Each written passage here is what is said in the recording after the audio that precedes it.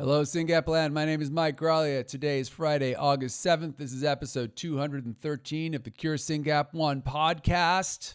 I've been gone for a month, and it's been a busy month for me to be gone, but this is life. As you know, Tony is living in a residential facility, so we took a small family trip for a couple weeks, and then we went and picked Tony up, and we took him to Adams Camp, and now we're back, and I'm going to do a whole podcast about all my thoughts on Tony. But right now, the first thing I got to talk about is CAMP4 Therapeutics, because we had big news in the community, and the news has just been rolling. So about a week ago, last Monday, CAMP4 announced they had received approval to begin their clinical trials in Australia. This was a big deal. We got a lot of questions. I will get to those questions in a second. As a result of that approval, per our agreement with them, the second tranche of our investment came in along with $99 million of other investors. So if you remember, we, along with other investors, agreed to put $100 million into CAMP4 to ensure they had enough cash to get through phase 1-2. Half of that was payable when we made the agreement a few months ago. Half of that was payable when the first trial was approved. So on Monday of this week, 4 days ago, CAMP4 got the second half of that $100 million, which means and that money has moved. Monday was the deadline. They've got the cash.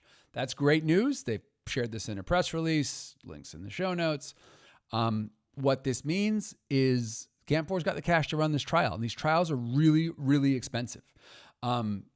So this is happening, guys. And as they announced 2 weeks ago, Australia has been approved. And then there was a wonderful interview between Becky Quick, who's a very famous CNBC news anchor for Squawk Box, and also the mother of a patient with Singap1, which she says publicly now.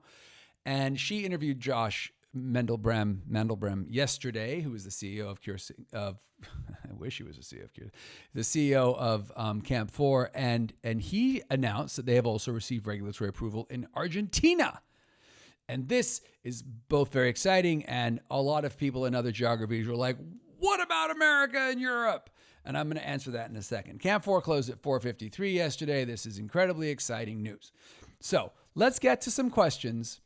That have come in, and then let's talk about what you need to do. First of all, how did Australia and Argentina beat us? Do we have to move to Australia and Argentina? If you want to move to Australia and Argentina, go for it. But that if you're doing that because you think the trial is happening there and not here, wherever here is for you, you're missing the plot completely. This is a global trial. But we don't have a global regulator, right? Regulatory agencies generally operate on a country level. So to run a global trial, to give our entire community access to this drug, because even though phase 1-2 will be maybe 30, 40 patients only, phase 1-2 lays the foundation for phase 3, which will be 10 times as many patients, right? So it's smart of CAMP4 to say, okay, let's make sure we have people who have dosed patients with Singap1 in Australia, in the UK, in Europe, in Argentina, and make sure that this is happening, right? That's smart of them. And so Australia was the first place to get approval. Argentina is the second place to get approval. Josh has said this live. I don't know what's next, and I don't know when America will come. Josh explained in his interview with Becky Quick that the FDA, different regulators have different requirements, and the FDA requires toxicology in 2 species. Most people say, you got it in monkeys, we're good. The FDA is like, what about mice? Do we think this makes sense? Above my pay grade. But that's what's happening. So I don't think you need to move to Australia and Argentina. I think you can probably wait in America or England or Europe, and the trial will also come to you. Keep in mind, phase 1-2 globally is 30-ish patients. We have 1,800 patients diagnosed around the world that we know about. And we all know and understand there's hundreds, if not thousands, of diagnosed patients around the world who just haven't reached out to us, which is dumb. But it's okay. Everyone does their own thing. And so as the trials get more real and people want to know more information, I fully expect that more people will reach out to Cure Singap1 globally, make sure they are known to us, and help make sure that they are on the mailing list to know what's happening next. But you don't need to move to Argentina and Australia. I don't think you do. I think you can stay put and trust that this trial is coming to you. And believe me when I tell you that the incredible people at CAMP4 are working their tushes off to make this happen as fast as possible. I am really impressed with this team. And I believe things are going to happen quickly. So that's question one. Question two is like, well, wait, what's the trial? Do I want to be in the trial? Is it safe? If I do a spinal tap, do I have to do spinal tap for the rest of my life? Let's get away from this term spinal tap. The medicine is delivered by a tiny little needle into the spine. Yes, that's called a spinal tap, but it's just an injection into the body of a Syngapian in the best hospital anywhere near where you're going to be. Happening here, folks. ASOs are delivered via needle to the spine to get into the cerebral spinal fluid, which is the fluid that bathes the spine and the brain, to move from the spine to the brain. Why do we go in the spine? Because you don't want to drill a hole in the skull. Why don't we just do it easy? Why don't we just do it in the arm? Because then the medicine would flood the whole body and you need a lot more medicine, and you don't want this medicine in your whole body. You want it in your brain. The ASO via needle is the best possible option. We do not want fancy right now. We want this drug to get into our brains, and we want to show that Syngapians get better. Okay, fine. I'll do the trial. Is it easy? Can I just do it in one day? Can I just fly in? No, it's not easy. You're going to show up. There's going to be a wait day. You're going to be there for a day. You're going to do EEGs. You're going to be poked. You're going to be prodded. You're going to give blood. You're going to give urine. You can do everything. It's going to be a ton of work. It's going to be a ton of work. I don't want to do it. That's not your option.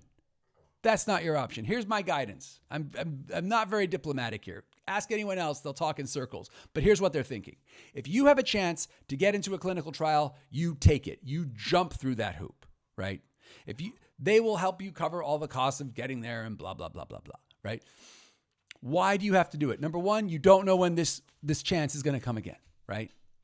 But what if I get placebo? Listen to the Josh Becky interview. If you get placebo and not a, we don't know the full details on the protocol yet, so we don't know what percentage of the patients will get placebo. But if you do get placebo, at the end of the phase 1-2 trial, you will go on to open label real medicine. You will go on to open label real medicine. So the fastest way for you to get your loved one on drug is to join the trial. If someone says, are you interested in joining the trial? Your first answer is yes. But what about all the burden and all the work and all the poking and the prodding? Shouldn't I wait till phase 3? Two answers to that. Answer one, phase 3 is going to be a feeding frenzy. You think it's hard to get into phase 1-2, getting into phase 3 is also going to be hard. Number two, the younger we get into these kids, the better. Number 3, we are at a moment in history for SYNGAP1. All of that poking and prodding and whatever, it's not burden to make patients suffer. It's data collection to understand exactly what this drug does, how it works, and when it works. It's data collection to understand the right dose to help our whole community. This is an opportunity for you to be a part of the history of SYNGAP1. When you get a phone call inviting you to take part in this clinical trial, yes, it's going to be hard. Yes, it's going to be onerous. Yes, you can do it. Yes, we will help you. Whatever it takes, do the clinical trial. The amount of work that has gone on to get us this far is truly mind-blowing and exciting. Last thought, make sure you are registered with Cure SYNGAP1. Make sure you're registered with Cure SYNGAP1 Connect. And you will get more information. Oh, I want to say one more thing about the trial. I got a question that says, if I get on this medicine, does that mean I have to be getting an injection in my spine every 3, 4, 6, whatever the number is? And we don't know what the number is because we haven't done the phase 1-2 trial. Months for the rest of my life? No. Yes and no. Yes, if you stay on the ASO for the rest of your life, you will be getting a shot every 3, 4, 6 months. But you got to understand, we have a huge pipeline, right? Once we get the ASO into patients, look at what's happening in Dravet. Hundreds of patients, lives have changed. IQs have gone up. Functioning has improved. They haven't been 100% cured, but they've gotten a hell of a lot better. That's what we want for this community. Once we do that, we will start messing with the chemistry. It might become dosing every year. We might know enough to develop a smarter gene therapy. We don't know what we're going to know, but we're going to know more. Right? It's hard to tell the future, but it's certain that the future is exciting. Right? That's in that damn Starlink commercial that I've seen 8,000 times on every United flight I've taken lately. Whatever, I'm off topic.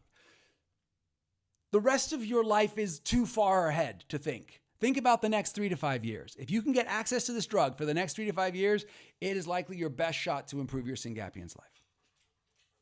So everything I've said so far, super exciting. Congratulations to CAMP4. I'm back.